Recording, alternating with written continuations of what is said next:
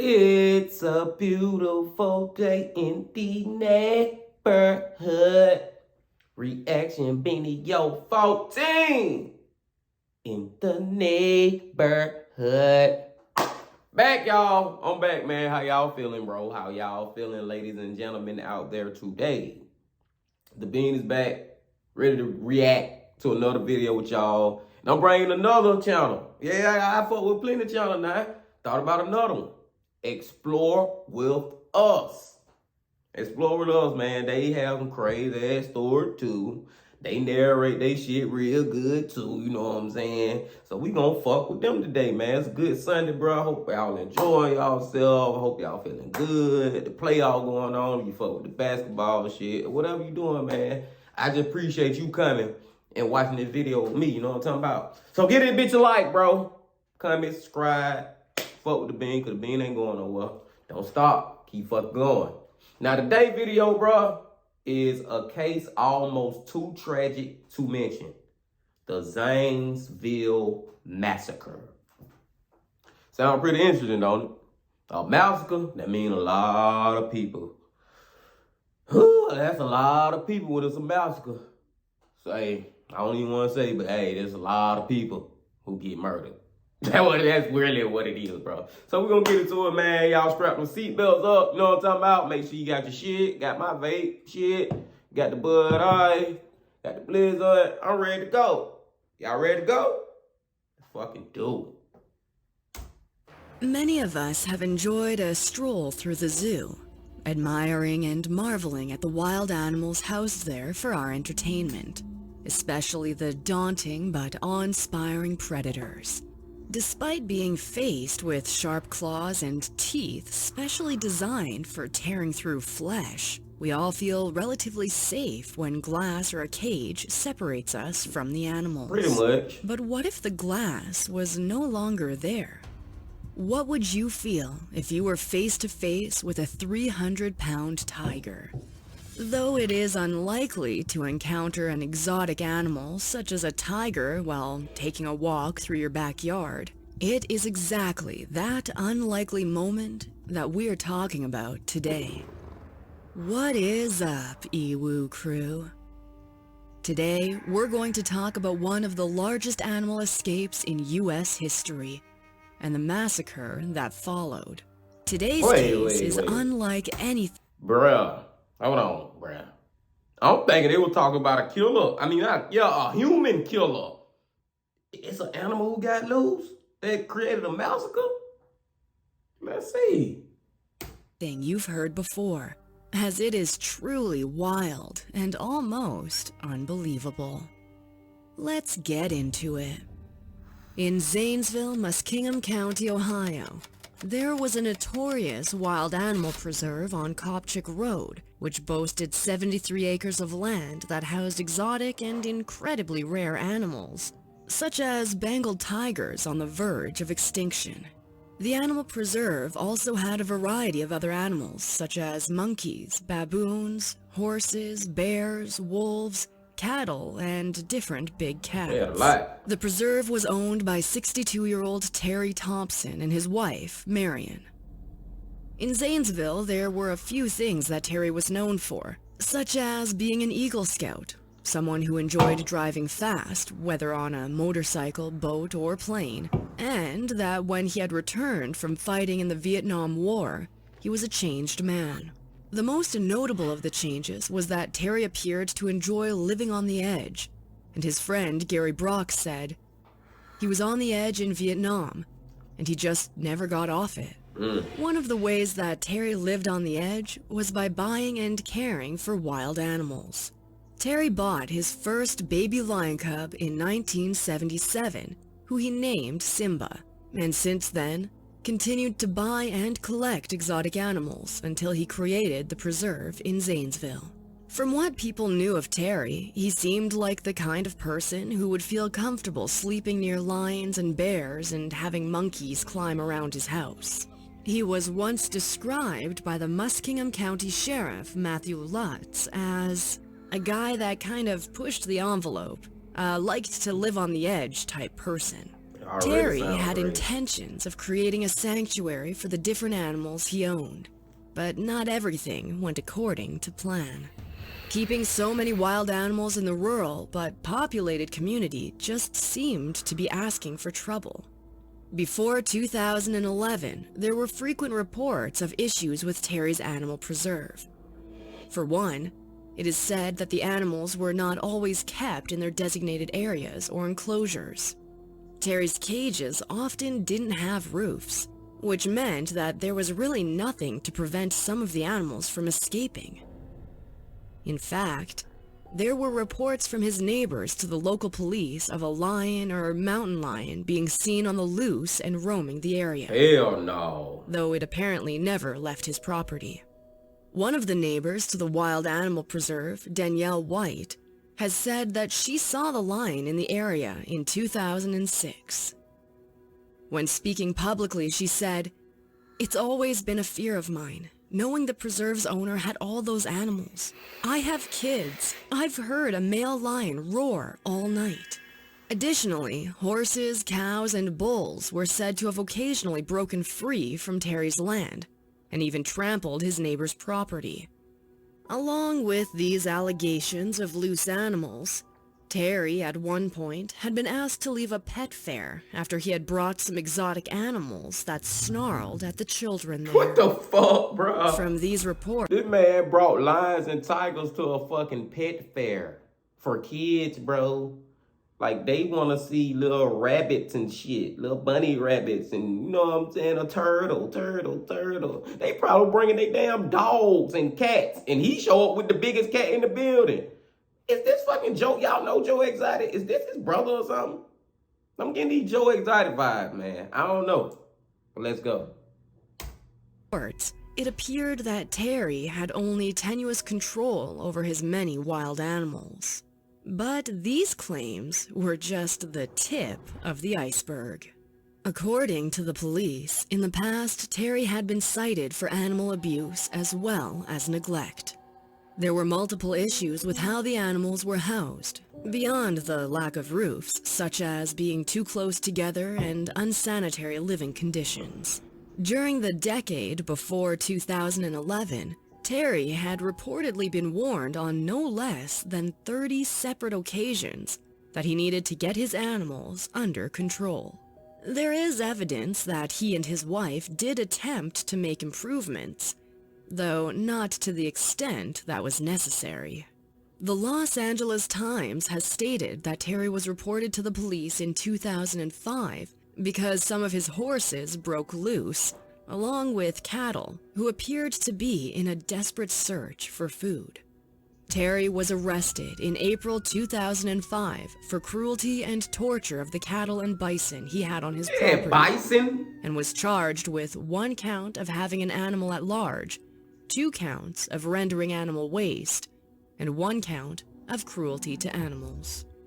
It was alleged by Larry Hostetler, the executive director of the Muskingum County Animal Shelter, that when Terry was charged with animal neglect, there were complaints that he wasn't feeding his horses enough, and when they would die, he would feed them to the lions. This allegation hasn't been substantiated beyond Hostetler's claim, but it was a popularly spread rumor. Despite these incidents, Terry was said to greatly love the animals he kept in the preserve, and his wife even referred to them as her children. According to all that knew him, he told them frequently that he loved his animals. But what happened next has left many unsure about Terry's intentions, and if he truly cared for the many animals he lived with. Sam Kopchak, who lived in the area near Terry's animal preserve, had just bought a Pinto Arabian horse named Red and was walking him through the pasture behind his house on the evening of October 18, 2011. Suddenly, Kopchak saw a bear running loose on the side of Terry's farm. Because the animals were known to occasionally get loose, he didn't think too much of it. That is, until he started to feel like something was watching him. Kopchak reported that he turned to see an African lion sitting just a few yards from him and Red. The only barrier between them, a flimsy wire fence meant to keep the horses cooped in. But definitely not designed to keep a hungry lion at bay. Alarm flared through him, and Kopchak urgently returned his horse to the barn before calling 911. Something had gone terribly wrong at Terry's animal preserve. As the police had reportedly been aware of the animal preserve for several years, referring to it as a huge problem, they expected the horses to be free again, or at the very worst, a lion roaming the property. What could it be? Yet, as soon as they arrived, the police realized that they were woefully unprepared for the wild situation. Animals were wandering free, not just on Terry's property, but through the nearby woods, heading towards his neighbors' houses and the roads. And not just a herd of horses or a lion, but dozens of animals. How long got out? Neighbors around the area began calling 911 as they saw more and more wild animals loose and near their houses, including 2 black bears, a Bengal tiger, and an African lion. Kopchak's 84-year-old mother, Dolores, opened her door after Deputy Jonathan Mary knocked. She described what she saw as like a dream state, as she witnessed a gray wolf charge at Deputy Mary, who shot the animal dead just feet from her door. You see, it is alleged that earlier that evening, Terry had systematically walked through his reserve carrying bolt cutters, visiting almost all of his animals and releasing them from their cages as he went. All of the animals. What? Terry allegedly went to the front gates, opened them, and pushed them wide. When authorities arrived to the preserve, they were horrified to find that Terry's 56 animals were on the loose and escaping. Almost all of the animals were incredibly dangerous, and almost all predators, including bears, lions, tigers, and a variety of other big cats. The Muskingum County Sheriff, Matt Lutz, described the shocking sight by saying, "These animals were on the move and were showing aggressive behavior." But he had no idea just how dark the night would turn out to be. As they expected perhaps a few loose animals, the responding authorities were shocked to come face to face with so many wild and dangerous animals all at once. Things had long since crossed the line of being out of control. Sheriff Lutz said that almost immediately, there were some very close calls. For a few moments, Sheriff Lutz debated what to do. He called for reinforcements, but of course, the police were not trained for any situation resembling 56 loose wild animals. The freed animals were already wandering through the reserve and Terry's neighbors' yards, and some had even begun to make their way towards the nearby highway. The Ohio State Highway Patrol were called to help try to control the animals. They cordoned off 7 miles near Interstate 70, but there was no way to create a secure containment for the many animals. One animal, described only as a big cat, managed to get onto the highway and fairly far from the sanctuary where it was actually hit by a passing car. The nearby community was at risk, as animals were headed into the town where they would encounter unsuspecting and vulnerable residents. 3 schools were closed, and motorists passing through the town and nearby area were told not to get out of their vehicles under any circumstances. But even worse than that, the wild animals were starting to split up, making it even harder to track them down. There were simply too many of them. Along with the police, a few veterinarians were present and attempting to quell the ensuing chaos using tranquilizers. The issue was, tranquilizers are reportedly difficult to use during broad daylight, never mind the fact that the vets were attempting to use them at night with very little light. At one point, one of the vets was only 15 yards away from a tiger that was described as going crazy after being shot with a tranquilizer, and it started to run from the area.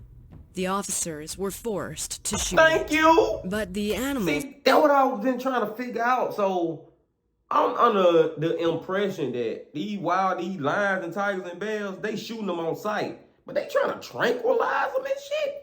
Fuck that. Now the horses and the cows, yeah, you probably round them up. Maybe the monkeys, I don't know. But them damn tigers and shit, bruh, you got to kill them, bro. You got to kill them, man. Those are literally predators. I don't know what y'all think. I'm not no animal killer, but if they're a danger to the society and endangerment to the society that people live in, who got to go? The humans or the animal? Shoot that motherfucker and keep it pushing. I'm just saying.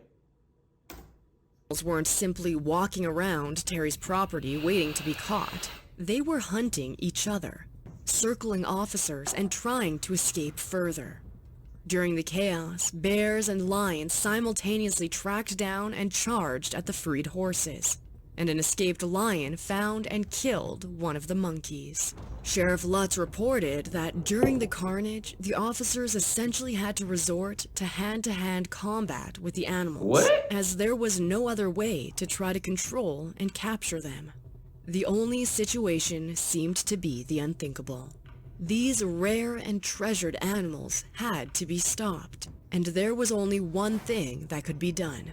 They had to be put down. Thank you! In an absence of enough trained animal keepers and vets who could possibly pacify the situation with tranquilizers, officers began shooting the animals with their pistols. These are 300-pound Bengal tigers that we had to put down, Sheriff Lutz explained. Because it was the middle of the night, officers had to use infrared devices to find the animals in the dark. The hunt for all of the escaped animals took hours, with officers having to work their way through the woods and the hills of the countryside surrounding the animal preserve. By the end of it all, a shocking total of 49 animals were killed, including 18 rare Bengal tigers, 17 lions, 6 black bears, a pair of grizzlies, 3 mountain lions, 2 wolves, and a baboon. Wow. Though officers did their best, one animal managed to escape, a macaque monkey, and was still missing after all the animals were counted. The animal likely posed very little threat to people in the area or other animals. However, it was reported that it is highly likely that the monkey had been infected with the herpes B virus. Damn. Herpes B virus isn't dangerous to monkeys. However, if exposed, it is very dangerous to humans and can cause deadly brain infections. The general public was urged to leave the monkey alone if it was spotted out in the wild, and for the people to call authorities. As if the massacre of animals wasn't horrible enough, during the pandemonium, police said that several people descended on the area and allegedly attempted to steal the carcass of a lion that had been shot. They were all reportedly arrested on the scene. 4 men, along with a teenager, were charged with misdemeanor theft. After, it was revealed that only 6 animals were still in their cages: a grizzly bear, 3 leopards, and 2 monkeys. Shockingly, there were no injuries reported beyond the animals.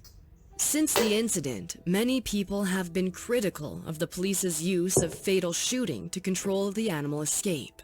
But the sheriff reportedly told dispatch that night that they had no choice. No, they didn't. In fact, the sheriff later lamented, "These killings were senseless. For our guys to have to do this, it was nonsense. It was crazy." But thanks to police actions, they were able to avoid a much greater catastrophe if the animals had been able to get to the civilian population. During the massacre on the property, Terry's body had been discovered with what appeared to be a self-inflicted gunshot wound. Y'all seen that coming? Because I was thinking that the whole time, thinking like, where is he? But I was like, he probably did some crazy shit and shot himself. If he just gonna up and just let all his animals out and just run free, oh yeah, he on some crazy shit. He probably about to just end it. He probably just like, fuck it, and just ended everything. Not too shocking for me. Not too shocking. In their report, deputies said that some of the tigers were roaming around Terry's body, and that they had to be killed so that they could actually get close enough to examine Terry.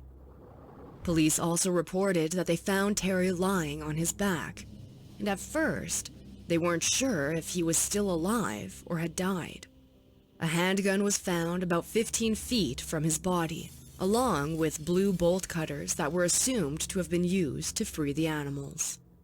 Terry's wife arrived the next morning to find that almost all of the animals she had dedicated her life to taking care of were dead, along with her husband. That's fucked up. Terry's wife reportedly cried and begged authorities, "Please don't take my family." Despite her pleas, the remaining 6 animals were eventually taken to reside at the Columbus Zoo. That's good. As the investigation got underway, ABC News wildlife expert Jack Hanna described that the conditions of the animals' reserve were abominable and that, in his opinion, had been living in filth prior to the incident. There was no way that the remaining animals would have been allowed to stay on the property. Just before the incident, Terry had been arrested for an illegal firearms conviction and served 1 year in prison. Court documents revealed that his farm was raided in June of 2008. It was reported that Terry allegedly admitted to an informant that he had been illegally dealing guns after he had given up his dealing license 5 years prior. The police later said that he had only been home from prison for a few weeks before he allowed the animals to escape. Allegedly, strain within his marriage also contributed to his mental health. When he returned from prison, his wife, who had been taking care of the animals while he was away, left the animal preserve. A combination of his stress from prison, along with his crumbling marriage, appears to have been part of the reason why Terry decided to free all of his exotic animals. The catalyst, though, has been reported as the expense of caring for so many exotic animals. Terry was allegedly in debt, and the entire preserve was becoming too much of a strain. Columbus Zoo Director Emeritus Jack Hanna reportedly spoke to Terry about his woes and said that Terry was, quote, "so depressed, he said, 'That's it. I'm going to let them go.'" At the time, Hanna didn't realize how serious Terry was. Dead ass serious. According to the Los Angeles Times, the night before he released the animals, Terry had told one of the men who worked for him that he had a plan. But it still isn't clear exactly what Terry's plan could have been. If he truly loved the animals, as he was known to say, he probably couldn't have imagined the massacre that would occur by freeing them. But had he imagined that the wild animals would be freed and able to live without issue in the woods of Ohio? We may never know exactly what Terry thought would happen when he freed his 56 exotic animals, but it appears that there was no way it could have ended but in tragedy. What y'all think, man? When he freed them, what was his mindset? Did he think they were gonna live, or did he think, okay, they gonna get shot by the police? Like, why did he do that? Did he set them free to go try to kill some humans or something? Like, what was his reasoning, bro? We'll never know, because he took his life right after he freed them. Just crazy. This title and the storage was like, I'm looking at the title thinking it's probably a serial killer on the loose. Then I thought it was animals killing people, but the actual massacre ended up being having to kill all those damn animals, man. I think it was like 50 plus animals that had to be killed because of him letting them loose. That's crazy. And it's sad too now. Like when I was saying like kill them lions, tigers, and bears, and like the police was saying we ain't got no choice. Like I ain't saying like you wanna do it, but you have to do it for humanity's sake, for the humans around their sake, for their safety. It's a fucked up situation, man. That was the first one with Explore with us. Hope y'all enjoyed it, bro. We'll be back to that channel. Definitely be back to that channel too, man. Hope y'all goddamn day or night or whenever you watching this motherfucker go good from this point on. I appreciate y'all coming to fuck with the Bean. I'll be back. You know I'll be back. But before I get up out this bitch, I gotta say one thing. Man. I'm gonna let y'all go. The Bean Pepe legend.